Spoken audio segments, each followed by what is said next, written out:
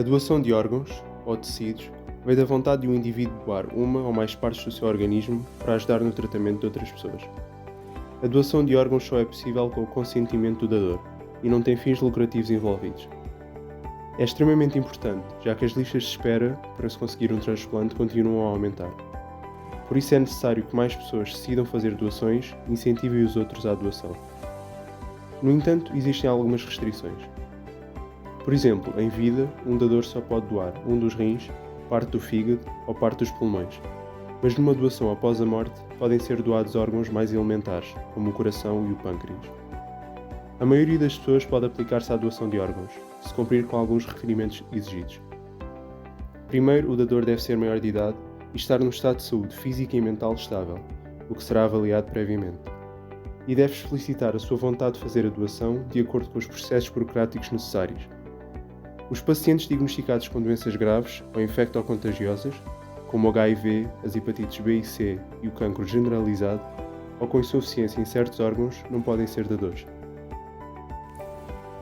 Para uma doação pós-morte, o falecimento tem que ter ocorrido em ambiente supervisionado por profissionais de saúde que assegurem o estado do organismo. Caso não pretenda que nenhum dos seus órgãos seja doado, mesmo após a sua morte, o indivíduo deve inscrever-se no Registro Nacional de Não-Dadores. Existe uma lista nacional que determina o destino dos órgãos doados e estes são transferidos para os receptores de acordo com uma ordem cronológica de inscrição e em função do grau de necessidade da doação e da compatibilidade entre o dador e o receptor. Assim, todo o processo é linear e justo. Além disto, os movimentos de órgãos são confidenciais e mantidos em segredo, por questões éticas e sociais.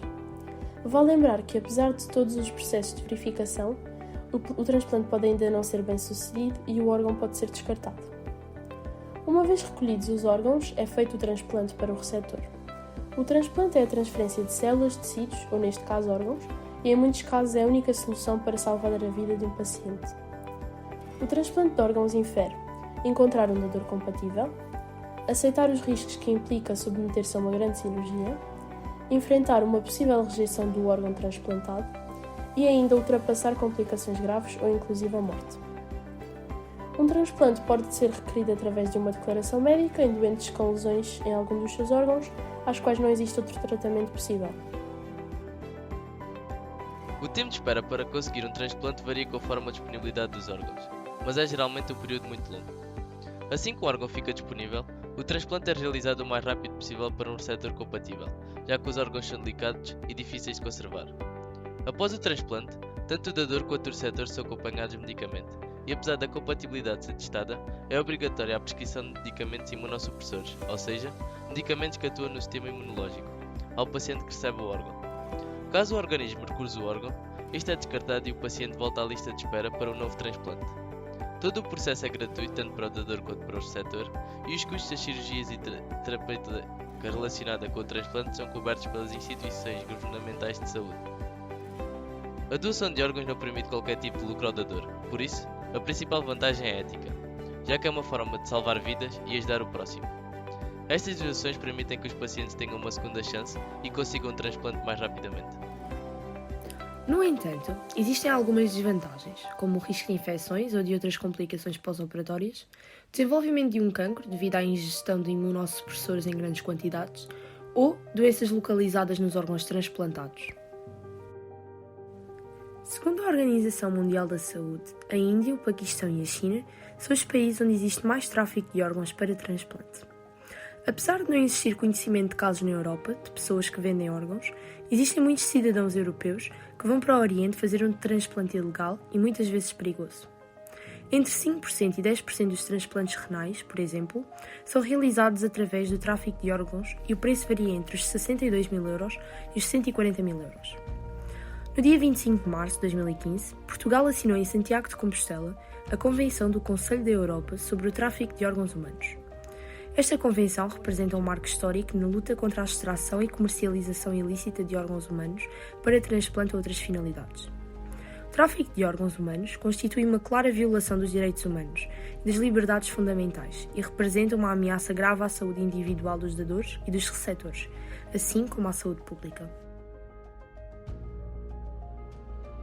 Um único dador pode salvar em média 8 vidas.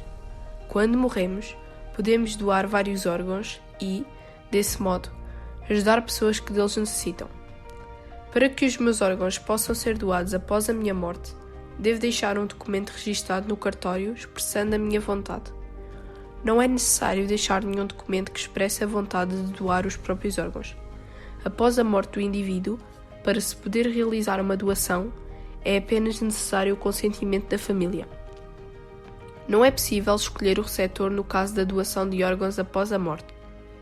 Na doação em vida, o dador pode escolher para quem quer doar o seu órgão. No entanto, quando a doação ocorre após a morte, os órgãos serão doados para receptores que aguardam numa lista de espera única. Em suma, as doações podem ser feitas após a morte ou em vida, dependendo do órgão ou tecido doado. A doação de órgãos proporciona o prolongamento da expectativa de vida de pessoas que precisam de um transplante, permitindo o restabelecimento da saúde e, por consequência, a retomada das atividades normais. Apesar dos riscos envolvidos no transplante, o processo para se tornar dador é algo relativamente fácil e o sentimento de ajuda, contribuição e amor ao próximo é algo que vai ser sempre carregado por nós.